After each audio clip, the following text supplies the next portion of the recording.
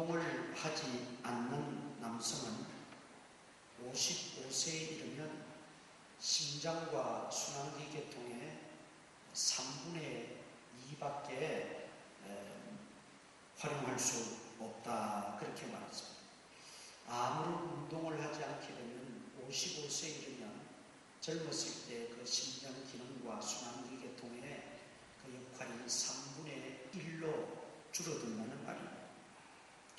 그러나 반대로 50대 이상의 나이 많은 분들이라 할지라도 운동을 하게 되면 20대 젊은이와 다름없는 기능을 유지할 수 있다. 육체적으로 얼마나 잘 단련을 하고 운동을 하느냐, 거기에 달렸다는 말이죠. 건강한 육체를 유지하려면 우리 신체를 잘 단련을 해야 합니다. 마찬가지로 우리 영혼이 건강하고 영적으로 건강하기 위해서는 영적인 단련이 있어야 돼요. 영적인 훈련을 잘 우리가 받아야 합니다. 기도 생활과 또 말씀을 연구하고 말씀을 묵상하는 훈련, 그리고 예배를 생활화하는 훈련, 이런 훈련들이, 이런 단련이 잘 되어져야 우리가 영적으로 건강하고 영혼이 건강하게 될 줄 믿습니다. 우리는 모두 믿음을 가지고 살아가는 신앙인들입니다. 신앙인입니다. 그래서 이 신앙인으로서 우리 신앙을 더욱더 활기차게 하고 또 우리 영적인 건강을 활기차게 하기 위해서 오늘 욥을 통해서 한번 그 비결을 배워보도록 하겠습니다. 먼저 오늘 본문을 잘 적어두고 욥기 1장으로 넘어갑니다. 욥기 1장으로 넘어갑니다.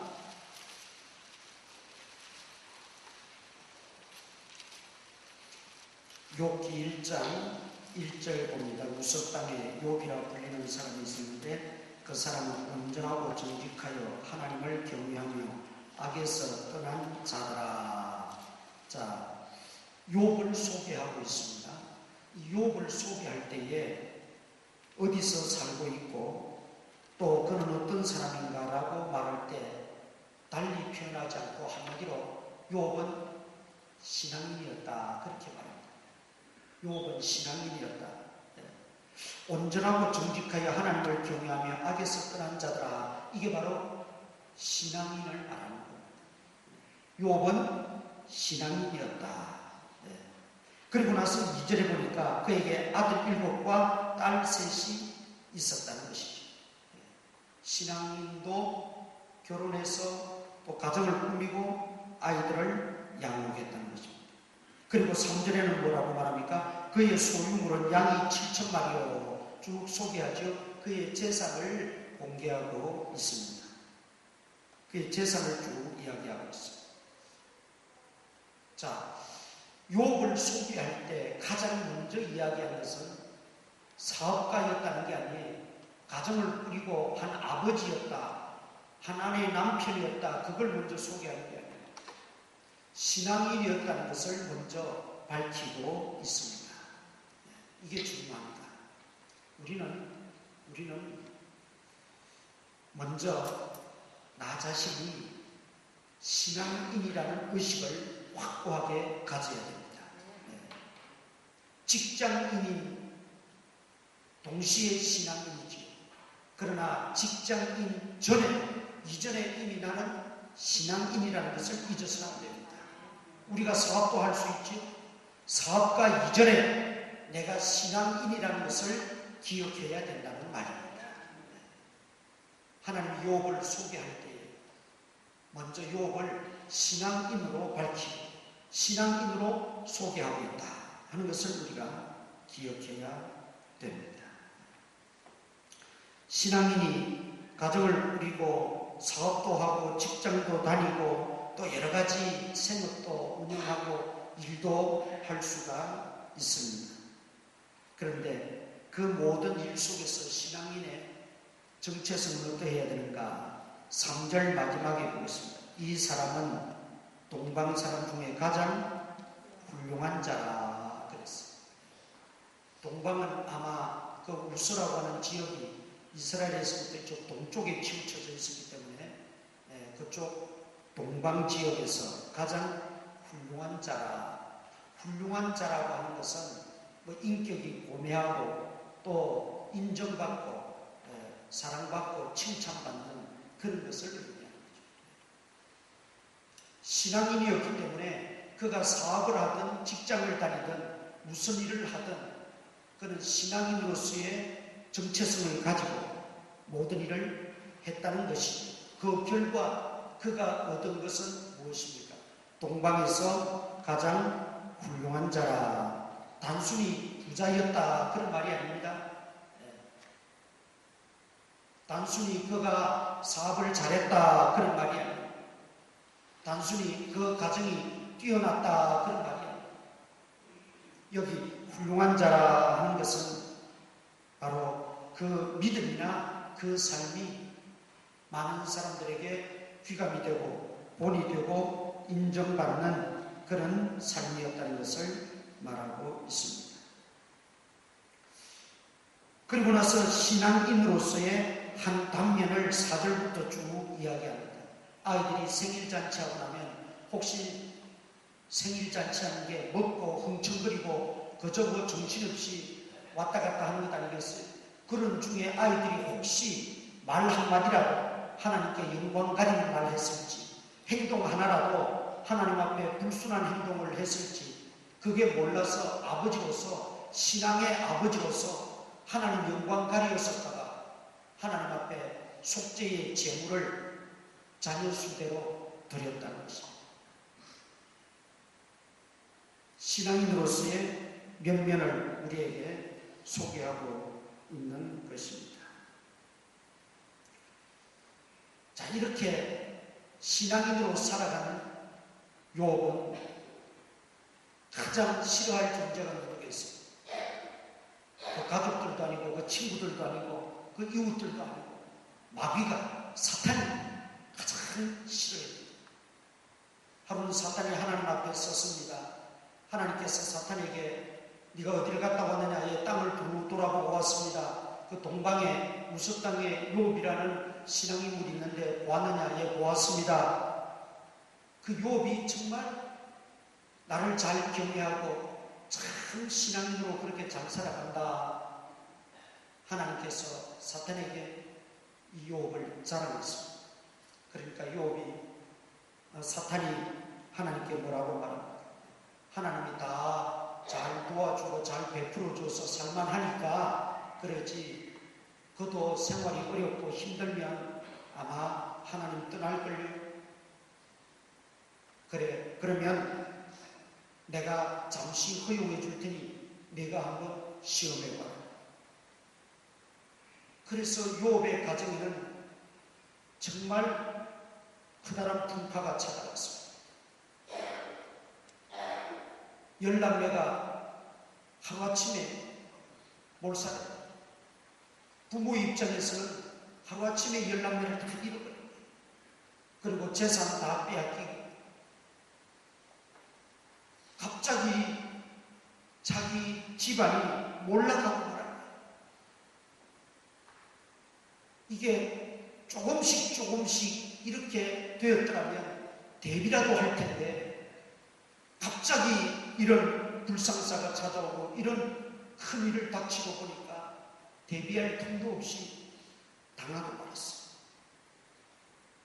얼마나 힘들고 얼마나 그 상황이 두렵고 어려웠겠습니까? 이거는 신앙인이었던 욥을 마귀가 시기했어요. 마귀가 시기할 정도의 믿음이었다면 보통 믿음은 아니었던 거죠. 그런데 놀라운 것은 이런 지경에서도 욥은 믿음만을 잃지 않았다.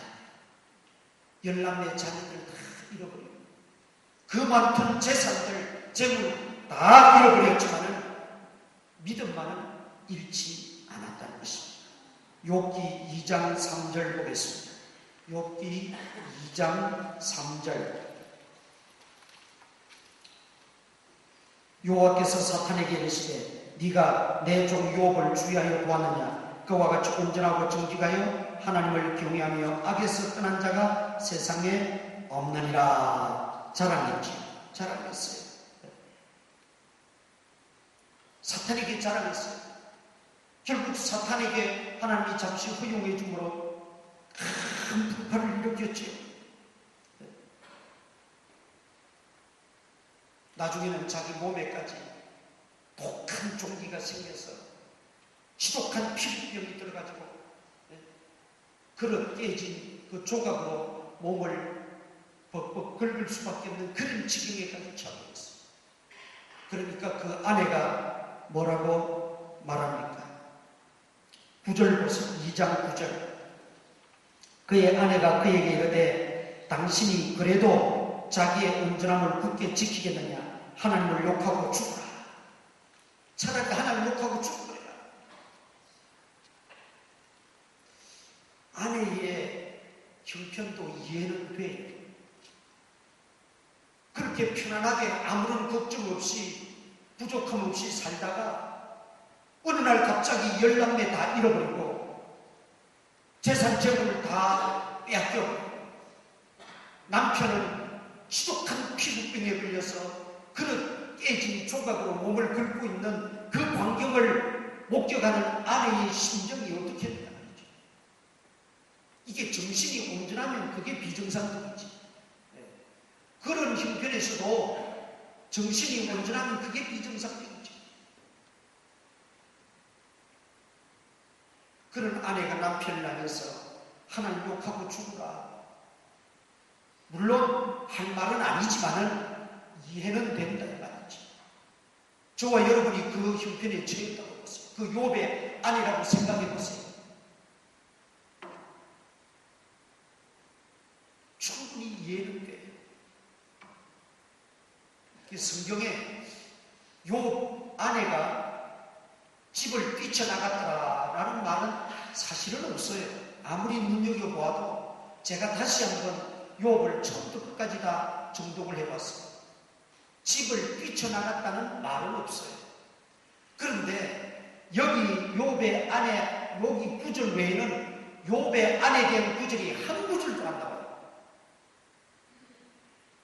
그걸 보고 아마 학자들이나 사람들이 욥의 아내는 이렇게 남편을 저주하고 가출해버렸을 거라고 생각을 합니다. 그리고 나중에 42장 끝장에 가보면 욥이 하나님께서 욥의 그 공경을 돌이키사 욥에게 또 복을 주십니다. 10남매를 주십니다. 재산은 그보다 더 갑절로 주셨습니다. 그리고 140년을 더 살다가 세상을 떠났습니다. 욥은 아브라함과 이삭과 같은 시대의 사람입니다. 족장이었어요. 그러니까 그 생애가 아주 오랫동안 살았던 족장들 시대와 같습니다. 그런데 성경에 본래의 아내를 통해서 자녀를 또 10남매를 낳았다는 이야기도 없고 다른 여자를 통해서 낳았다는 이야기도 없어요. 그래서 과연 가출을 했을까라는 의문도 있고 또 성경에 전혀 그런 구절이 없는 걸 보아서 아마 욥 가까이 있지 않았다는 것도 짐작이 되고 어쨌든 그렇습니다. 그러나 우리가 욥의 신앙을 보는 것이니까 이렇게 아내까지 하나님 욕하고 차라리 죽어버려라.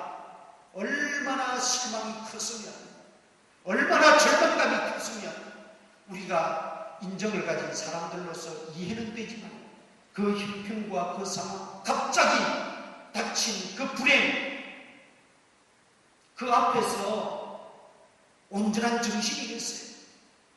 어떻게 정신을 온전히 가지고 살아갈 수 있겠어요? 욥은 그렇다 손 치더라. 그러나 이렇게까지 욥의 아내가 말하는데도 욥은 뭐라고 말합니까? 10절 보세요. 9장 2장 10절. 그가 이르되 그대의 말이 한 어리석은 여자의 말 같도다. 우리가 하나님께 복을 받았은즉 화도 받지 아니하겠느냐 하고 이 모든 일에 욥이 입술로 범죄하지 아니하니라. 하나님 원망하지 않았다는 겁니다. 욥의 아내는 그토록 하나님 욕하고 죽으라고까지 이야기했지만 욥은 그럼에도 불구하고 하나님 원망하지 아니했다. 자, 이쯤 되니까 마귀도 손들만한데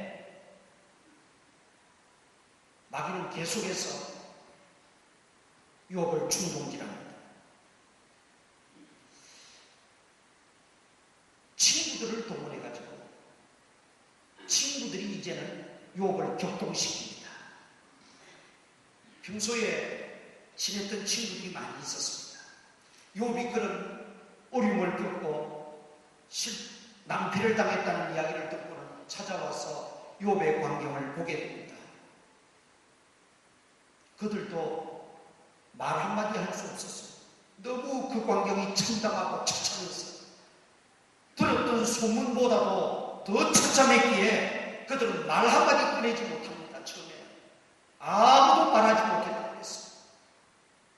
그런데 나중에는 점점 욥과 대화를 나누면서 그들이 욥에게 어떤 위로를 하고 격려의 말을 한 것이 아니라 자기들 나름대로는 도와준다는 말을 한 것이 오히려 욥의 가슴에 비수를 뽑는, 욥의 마음을 더 불편케 하고 욥을 더 괴롭히는 말들만 했다는 것입니다.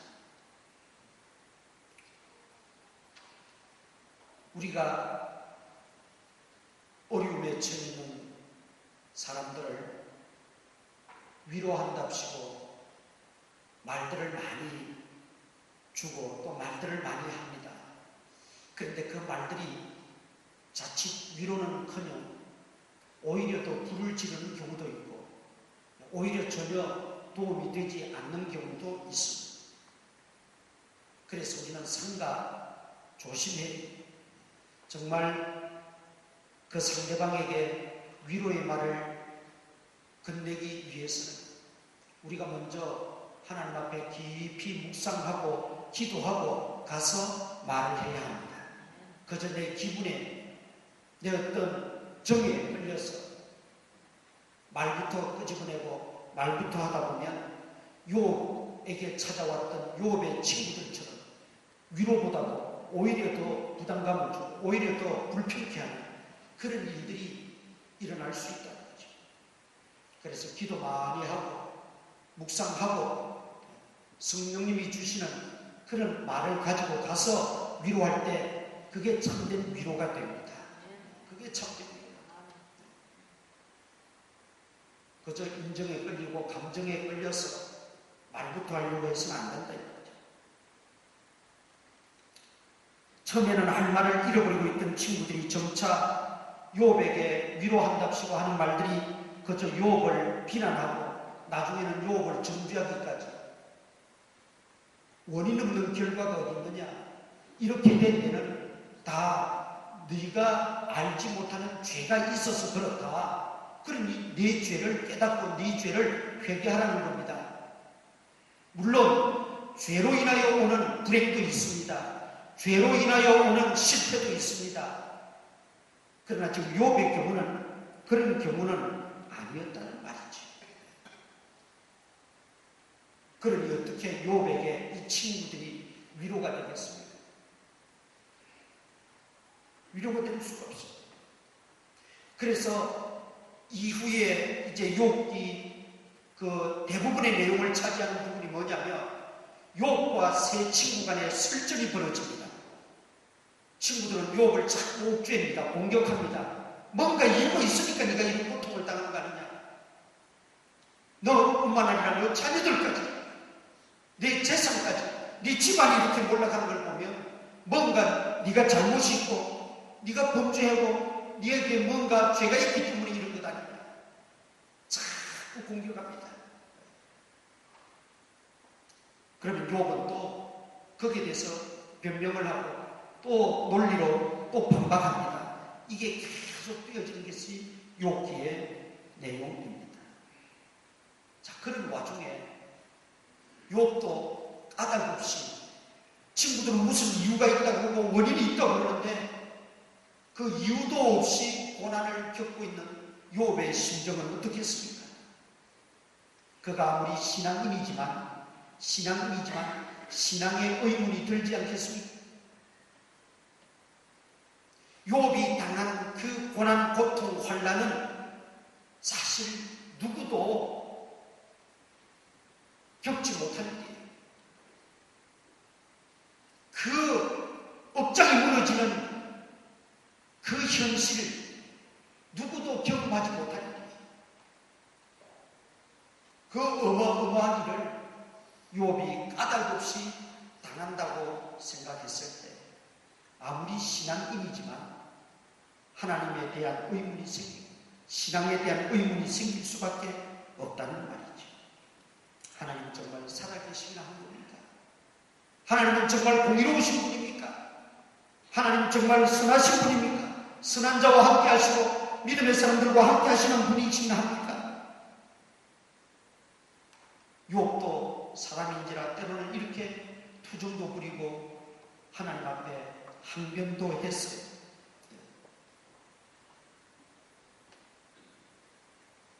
그러면서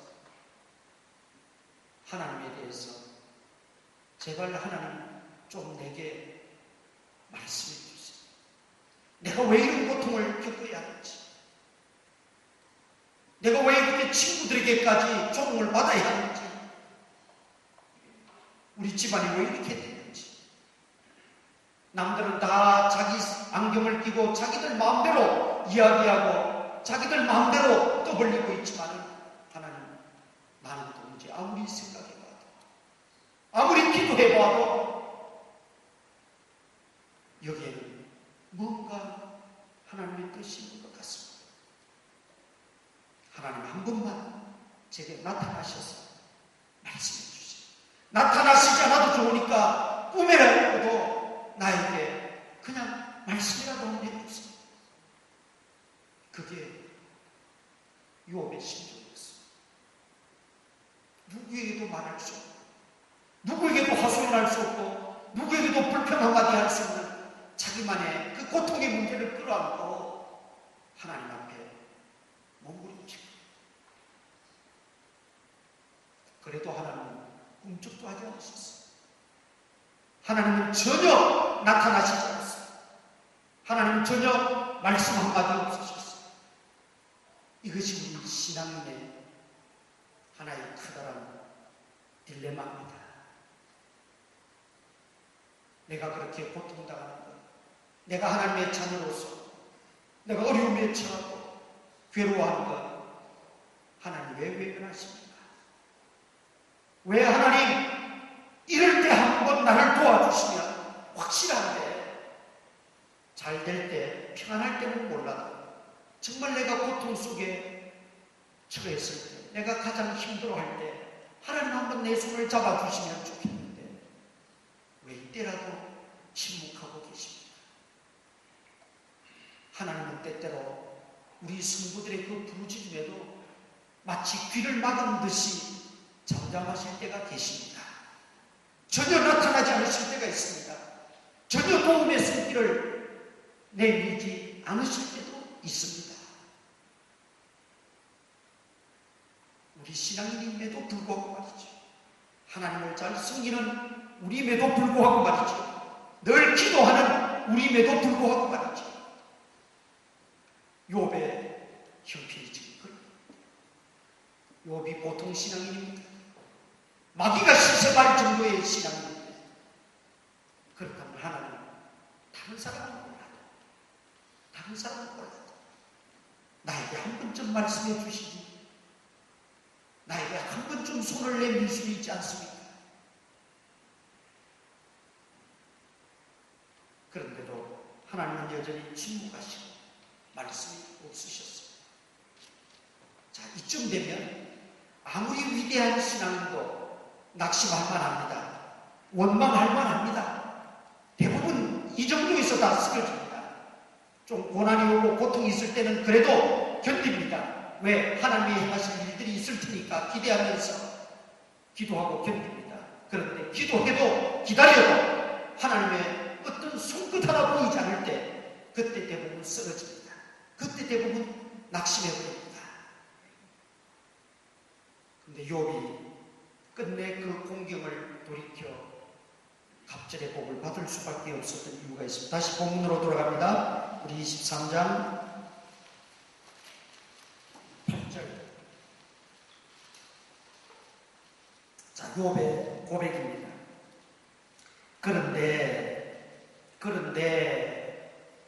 내가 그토록 하나님을 찾고 하나님 부르짖고 하나님 들것만큼이라도 내게 도움이 될 만하시면 그거라도 보내달라고 그렇게 애타게 찾고 부르짖던 욥이었습니다. 그런데도 하나님은 꿈쩍하지 않으십니다. 그런데 내가 앞으로 가도 그가 아니 계시고 하나님 만날까? 하나님의 그 눈길을 한번 마주칠까? 내가 앞으로 갔지만 그가 아니 계시고 뒤로 가도 보이지도 않고 그가 왼쪽에서 일하시나 내가 만날 수 없고 그가 오른쪽으로 돌이키시나 배울 수 없다. 욥의 짝사랑. 욥은 그토록 하나님 만나고 싶고 하나님 배우고 싶고 하나님 음성 듣고 싶고 하나님의 뜻을 깨닫고 싶지만 앞으로 가도 뒤로 가도 옆으로 왼쪽으로 가도 오른쪽으로 가도 하나님은 여전히 치고 가시고 하나님은 배울 수 없구나. 그렇게 합니다. 우리도 믿음을 갖고 살아가노라면 여러 가지 예상치 못한 어려움을 겪고 힘든 일을 당할 때가 있습니다. 나 스스로 감당할 수 없을 정도의 그런 막막한 어려움, 꽉 막혀버린 듯한 그런 일들을 우리가 겪을 수가 있어요. 누구에게 하소연할 수 없고 때로는 창피해서 때로는 말해봐야 소용없을 테니까 그저 가슴앓이 하면서 잠 못 자고 밤낮 일어가면서 몸은 얇고 그렇게 힘든 상황, 힘든 일들을 겪으면서 살아갈 때도 있다는 것이죠. 여러분, 신앙생활하는 게 그저 만사형통하는 게 아닙니다. 이걸 알아야 돼요.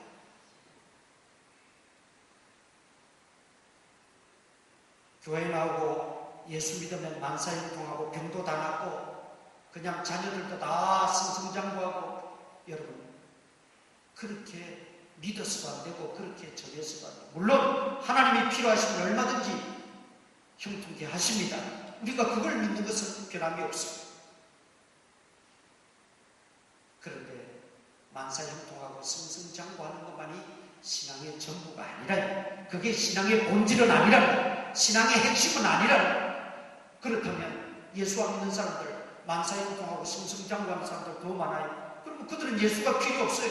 그러면 진짜 그들에게 예수가 필요 없습니까? 아니에요.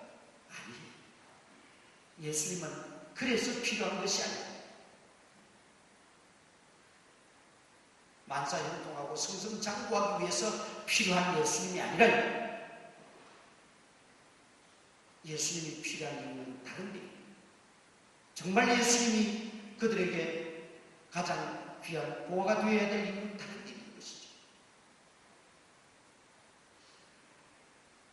욥의 경우나 사도 바울의 경우나 심지어 예수님의 경우나 주기철 손양원 목사님들의 경우를 순교자들의 경우를 보면 그 예수 믿고 승승장구하고 만사형통하는 겁니까?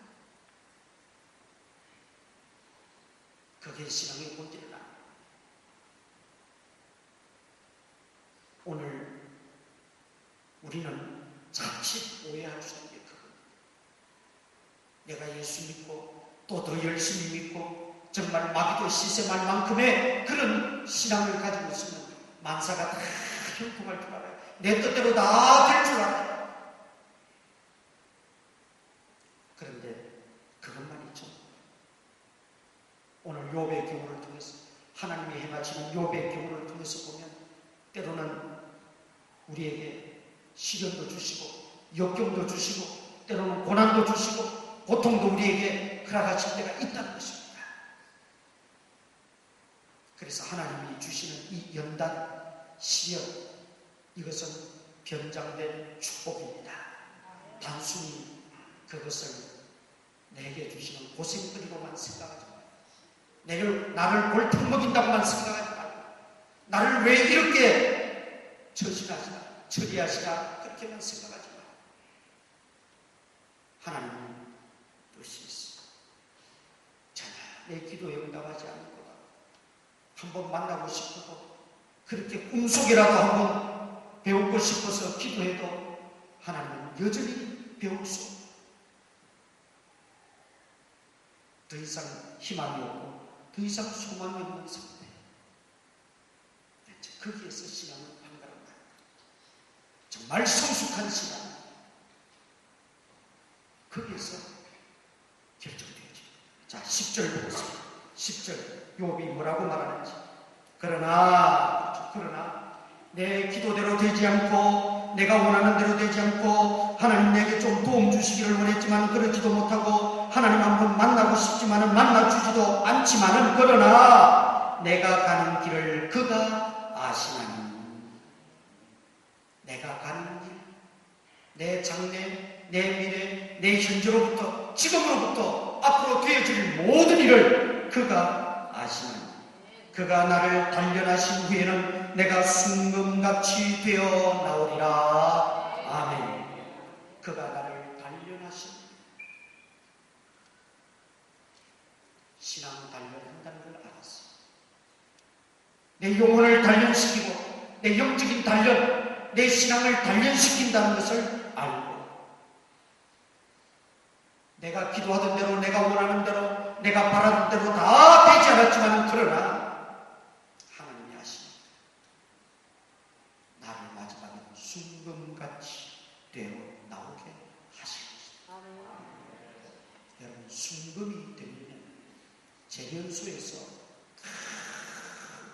고도의 뜨거운 불을 쬐고 받아야 재련이 돼야 순금이 되는 겁니다. 그냥 금이 뚝딱 나오는 게 아니에요. 순금이 되어지기까지 그 과정은 수백도 수천도의 그 뜨거운 불을 통해서 재련이 돼야 순금이 된다. 그리고 그 순금은 모든 사람들에게 사랑받고 모든 사람들에게 다 널리 통용되어진 게 순금입니다.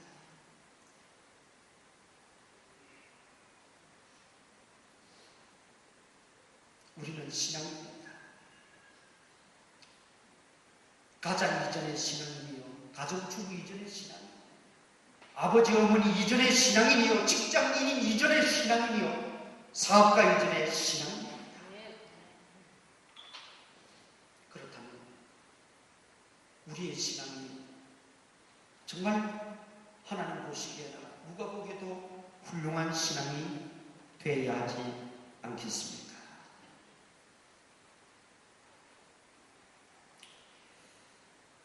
훌륭한 믿음, 훌륭한 신앙은 첫 번째, 나는 무엇 이전에 신앙인이라는 자기의식, 이것이 철두철미해야 합니다. 무엇 이전에 나는 먼저 신앙인이다 하는 이 자의식이 철두철미해야 됩니다. 그리고 타인들로부터도 존경받고 참 저는 훌륭한 믿음의 사람이다 라는 인정받으면 더 좋겠죠. 그런데 그것도 중요하지만 더 훌륭한 믿음이 있어요. 까닭 없이 고난을 받더라도, 까닭 없이 내가 고통을 겪더라도 그 속에 하나님의 뜻이 있음을 믿고 원망하지 않는 신앙입니다. 원망하지 않는 신앙. 그런데 여러분, 더 위대한 신앙이 있어요.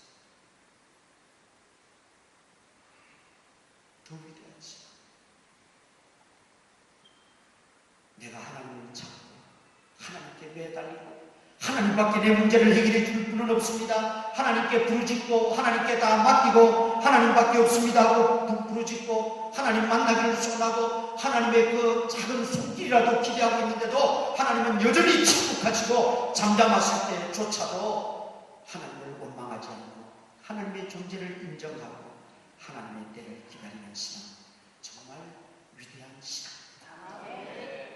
저는 우리 성도님들이 이런 신앙이 다 되기를 바랍니다. 이런 성숙한 신앙 말이죠. 욥이 괜히 하나님이 잘하는 거 아니에요. 그저 조금 제사 잘 드리고 예배 좀 잘 드리고 그저 하나님 앞에 좀 감사하니까 괜히 하나님 그것 때문에 잘하는 게 아니라 말이죠. 마귀가 시샘하고 하나님이 인정할 만한 욥의 신앙으로 이 마지막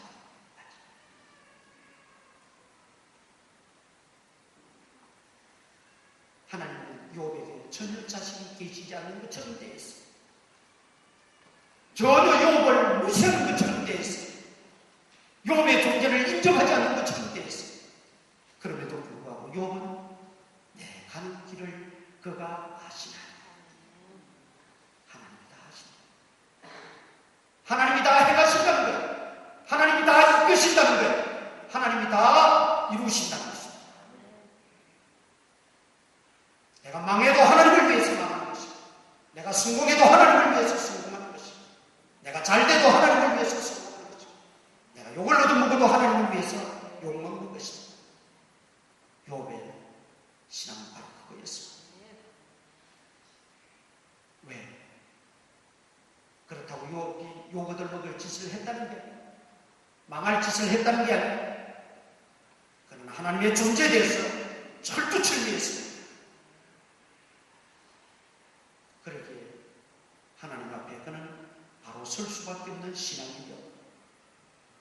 그렇다면 나를 죽이는 이도 하나님이시고 살리는 이도 하나님이시고 나를 흥하게 하시는 이도 하나님이시고 망하게 하시는 이도 하나님이시다. 내게 복 주시는 이도 하나님이시고 화를 주시는 이도 하나님이시다. 이 하나님 절대 죽는 사상, 이 하나님 절대 중심의 신앙, 이것이 욥을 사고 욥은 하나님을 원망할 수 없어서 하나님의 섭리와 그 계획을 일반 신앙인들은 도무지 이해할 수 없었지만 그러나 욥은 이해하고 받아들였다 이 말입니다.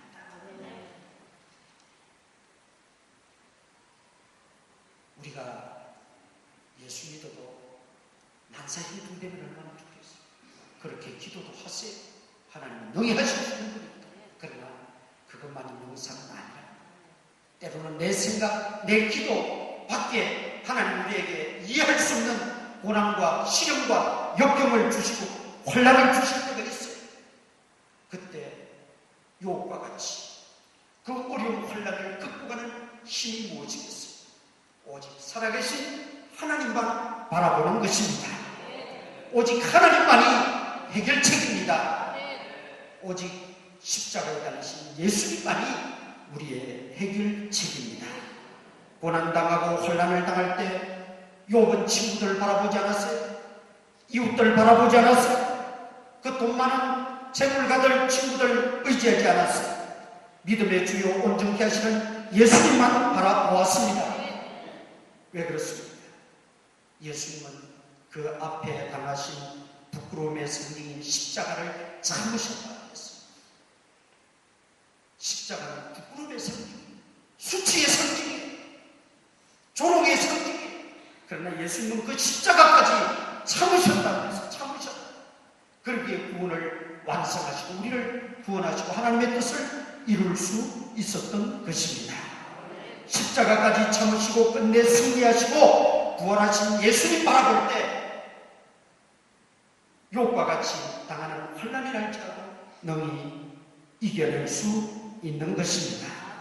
사랑하는 성도 여러분, 크고 작은 아픔과 고난을 겪더라도 죄를 범하지 말고 순종함으로 지혜롭게 극복하고 오직 우리를 온전케 하시는 예수님 바라보고 끝까지 믿음을 지키셔서 순금같이 되어 나오시고 순금같이 크게 쓰임받는 여러분 되시기를 다 주님의 이름으로 축원합니다. 축원합니다.